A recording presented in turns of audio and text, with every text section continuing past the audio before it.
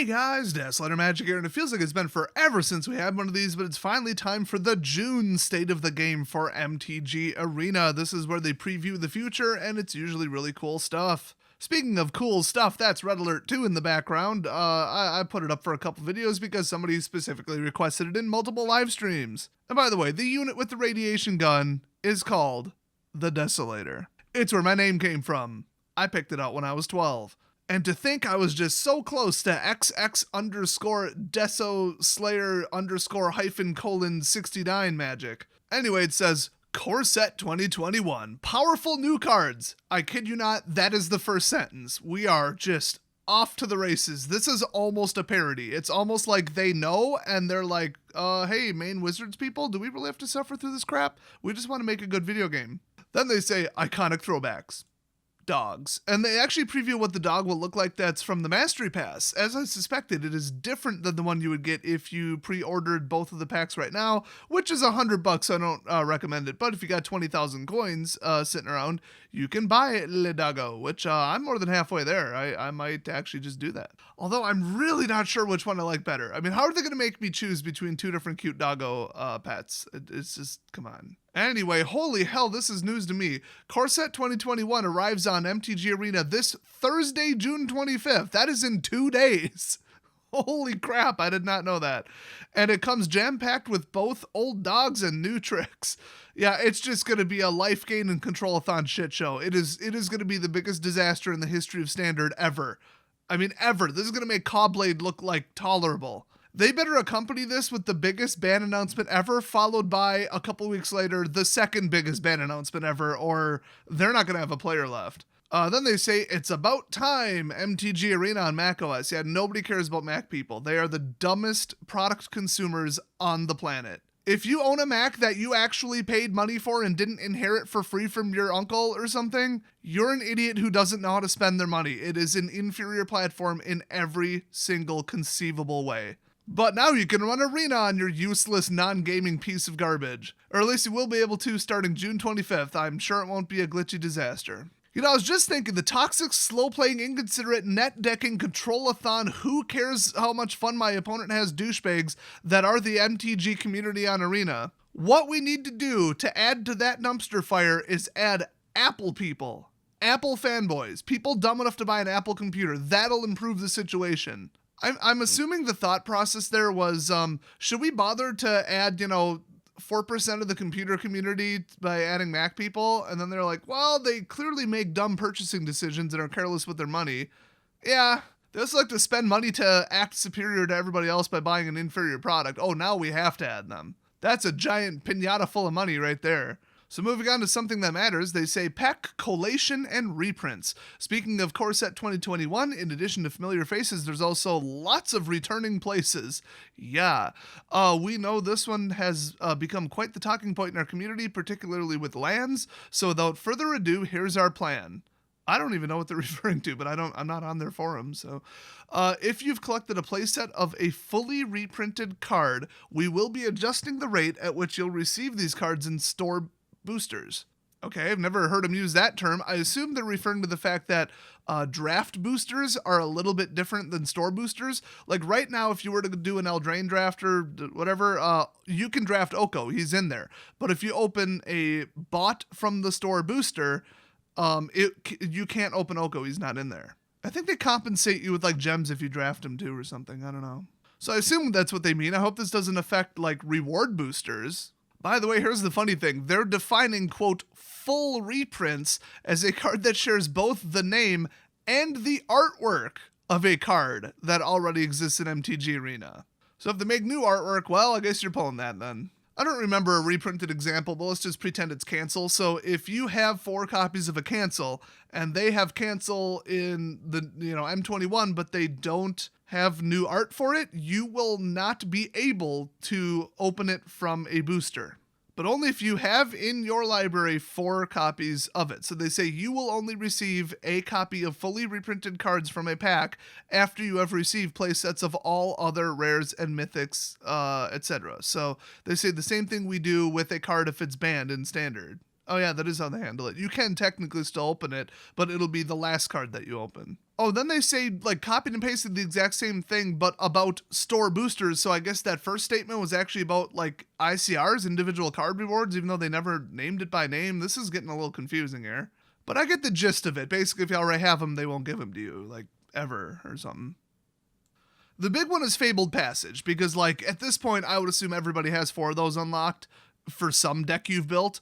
So they say, for example, the game will check this against your entire collection. For example, if you own 3 copies of Fabled Passage from Throne of Eldraine, and you open a 4th one in Core 2021, which by the way has the same artwork, the game will adjust the distribution rate of this card in both Throne of Eldraine and Core 2021 booster packs now that you've completed a set. Oh, so it's retroactive too. That's pretty smart. I'd rather have them keep repeating it and give me the gems, but they haven't done it that way in a long time. So this change does not impact limited boosters, so draft boosters and sealed. You will still receive them at original distribution rates in draft or sealed events. This change only applies to fully reprinted rares and mythic rares. Oh, we will not be adjusting the distribution rate of fully reprinted commons or uncommons. Okay. So those you just pull and they'll go straight to vault progress, I guess. So my example about cancel was wrong, but whatever. And then finally, last bullet point is Core Set 2021 cards that are also available in Jumpstart are treated as being part of Core Set 2021 for anything that affects distribution rate or duplicate protection. I think in the paper version of Jumpstart, when you open a card that's in M21, I think it actually says M21 in the little identifier. So our goal with this change is to ensure that players who want to collect all... Time to flip my fish fillets.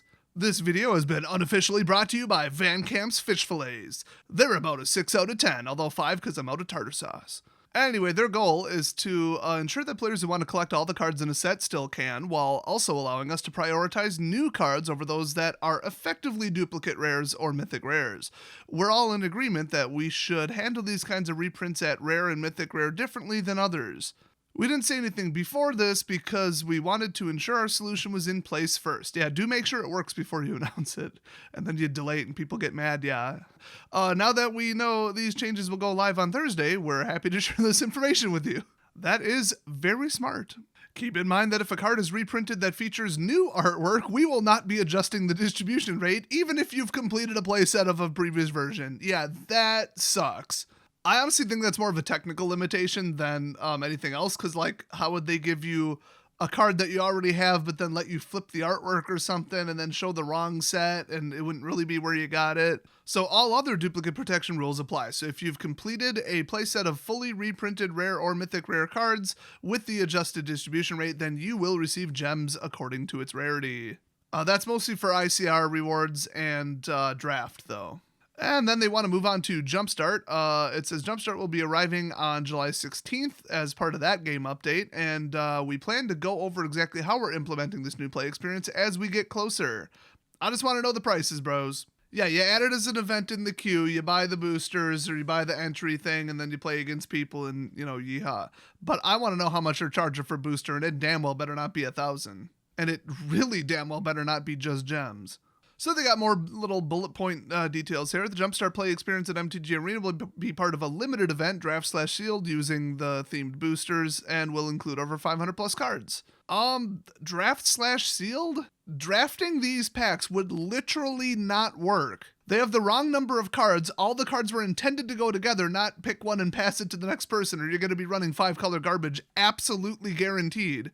I hope that was a typo. Sealed makes sense. Here's your booster, build something, eliminate a couple cards, go 40, except not really, because it's 20 plus 20. Except, like, how would the lands work? So maybe they'll give you more than is normally in a booster, maybe they'll be different than paper, I don't know. In addition to Jumpstart themed boosters, only available as part of the event, kind of makes sense, individual cards can be crafted using wild cards, yeah, I assumed, because they're all going to be in historic. Unfortunately. This will include 37 cards that are new to both tabletop and digital Magic.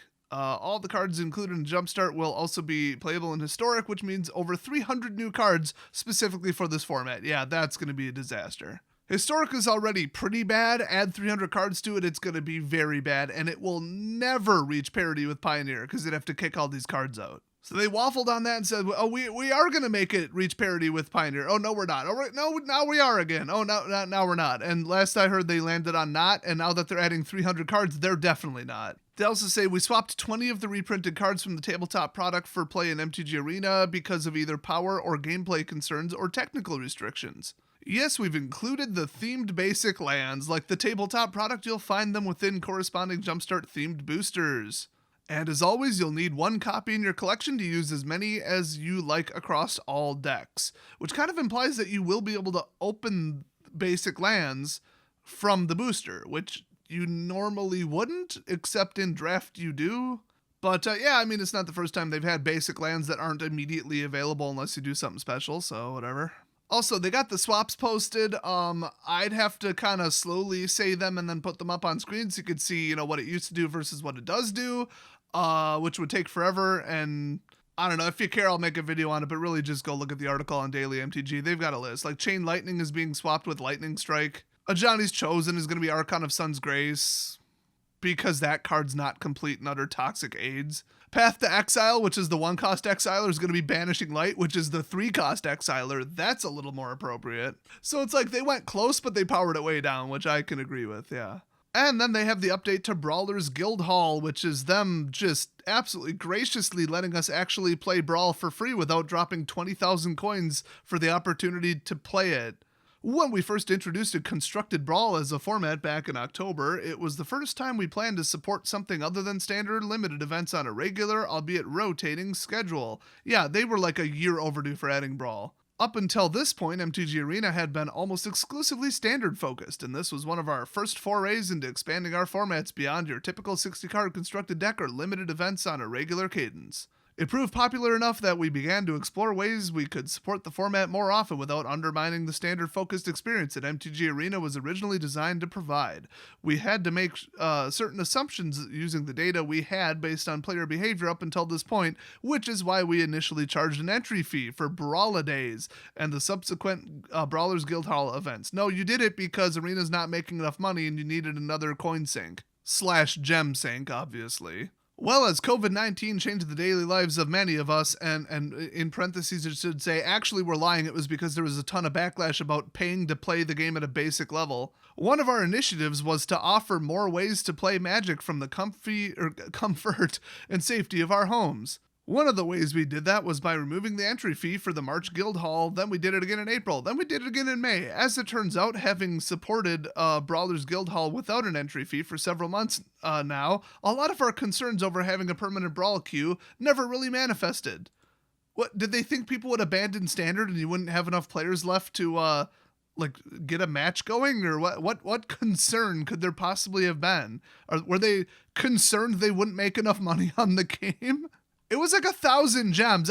Clearly that was their motivation and their concern. Brawl continues to be a popular sometimes food for most of our players. Yes, sometimes I need to escape standard constructed, who enjoy playing it in between drafts or other constructed formats. No, just drafts. Nobody's playing constructed right now. It is an absolute shit show. So starting July 1st, the Brawler's Guildhall will be no more. Instead, Wednesday Brawl will just become Brawl. That is the stupidest way to say you're making it free forever and it's still Guildhall. I don't get it. Or they could have just said, we're adding a permanent Brawl queue at the end, without picking you up and shaking you down for all the change in your pockets. That I kid you not, it says, all day, every day, no entry fee, earn daily wins and quest progress, no takesies backsies. I'm going to hold you to that legally. That is a legally binding no takesies backsies statement. If you ever paywall it behind even one coin, we can now sue you. It will be a queue alongside play, standard, ranked, etc., starting in July and into the foreseeable future. Well, you did just offer an absolute irrevocable guarantee, so it better be for the foreseeable future. Before you ask, let's talk Historic Brawl. I mean, between that and Artisan, it's the only playable historic format, so yeah. We will continue offering Historic Brawl as part of our rotating events and plan to do so through rotation. We know this is turning out to be a popular format separate from Standard Brawl, so we want to be clear as to why we're not making any changes between now and then. We want to see what happens. By the time Zendikar Rising roils around, I assume they meant to say roll, unless they're referring to that one card anyway, will have supported our always available Brawl queue for some time and want to get a clear picture on what impact standard rotation has on the format. 50% less control cards. I'll give you that one right now. So once that resolves, we plan on taking another look at how we plan to support Historic Brawl going forward. You're welcome to keep the conversation going. Just bear in mind that you shouldn't expect any changes or updates between now and then. For more information on rotating and Brawl, you can check out our Road to Rotation section below. So this is like the most weirdly obvious unnecessary section. They're like, hey, we want everybody to be prepared. Yeah, be prepared to lose all your decks and half your collection. So June 25th changes, we will no longer be scheduling quick drafts or sealed events for sets that are rotating out. Now they said, I think 6 months ago at least, that they're doing this. They're not going to allow you to draft the sets that are going out just because it's like too close, you know? Like the cards are deemed too near to being useless that nobody would want to drop 5,000 coins on it, I guess. So they're just not going to do the 3 or whatever sets, 4, I don't remember, that are rotating out. And that's as of like 2 days from now. Also, for the individual card rewards from, anything, all those cards from all those sets will be exempt. You will not be able to get them. And that is nice. I mean, I'd rather have more durable cards. In August, it says new player decks. The decks that players receive as part of the tutorial and new player experience will be updated in August. Makes sense, because you wouldn't want to give them a bunch of cards they can't play with. For existing players, we currently intend to recreate these updated deck lists for existing players. Did they just really say that twice? So everyone will have access to the decks that are standard legal. If this deck contains cards that are not currently part of your collection, you will be granted them. What a roundabout way to say, even if you don't want to run through the tutorial, we'll give you all the cards in the decks anyway. They're going to add the warning, if you haven't seen this, about if you try to burn a wild card on like currently a historic card right now, and as of August, if you try to burn a wild card on a set that's about to go out, they'll tell you, hey, this isn't going to be legal in 3 months. So kind of nice warning, but like I know what I'm doing, so whatever. And then Amonkhet Remastered.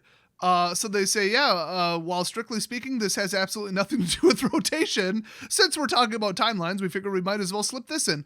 Amonkhet Remastered, so new animations really is all they did, will be arriving in August, adding an additional 300 plus cards to Historic. And the next sentence would have been, this is part of us working backwards to add older sets until we reach parity with Pioneer, but, well, that's not true anymore. Now, why they didn't just use the existing animations and crap in the meantime, which looked just fine. I mean, guys, remember playing back then in the beta and stuff? Amonkhet looked absolutely fine. Why they needed to remaster it and put in all that work, I don't know. The sound effects were fine, the 3D animations were fine, and the cards already worked and all the logic was there. They literally would have just had to flip the switch, add them to Historic, and let us go to town. But I guess they felt they needed to remaster it, so we'll be seeing that in August, for all of you who play Historic. I can't wait until Dimir Historic gets access to the Scarab God. That'll just be fantastic. So then they say, Zendikar Rising, that'll be standard rotation time. Core Set 2020, Guilds of Ravnica, Allegiance, and War of the Spark will leave standard play, along with about 50 frickin' Planeswalkers. Standard 2021 will consist of Throne of Eldraine Onward, and then 3 more upcoming standard legal sets planned for 2021. That's how far we are from this garbage right now rotating out. So everything that rotates will still be legal and Historic, obviously. It says for Brawl, commanders that were added to Brawl as part of the Brawlers Guild Hall will no longer be legal in Standard Brawl. That's kind of surprising.